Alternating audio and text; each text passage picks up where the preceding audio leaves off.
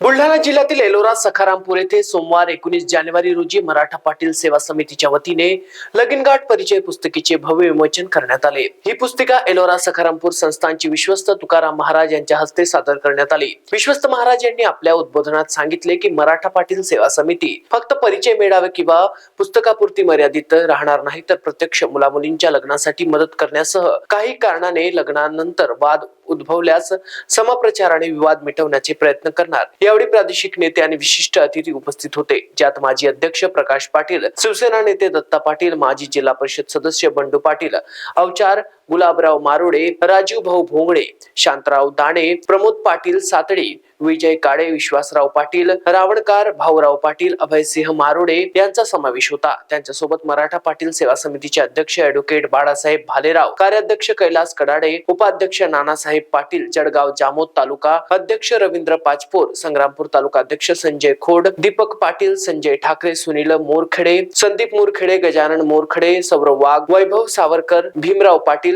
गुलाबराव मरोडे, केशवराव तेलारकर, रामचंद्र वाघ, अमित भिंगाड, प्रकाश पाटील, अर्बट, कैलास पाटील अवचार यासह अनेक पदाधिकारी उपस्थित होते। मराठा पाटील सेवा समितीचा हा उपक्रम सामाजिक बांधिलकी आणि नवविवाहित जोडप्यांसाठी मदतीचा आदर्श ठरत आहे, ज्यामुळे या भागातील समाजात विवाह संबंधी सकारात्मक वातावरण निर्माण होईल। महाराष्ट्र T24 करिता सचिन पाटील, अकोला, बुलढाणा।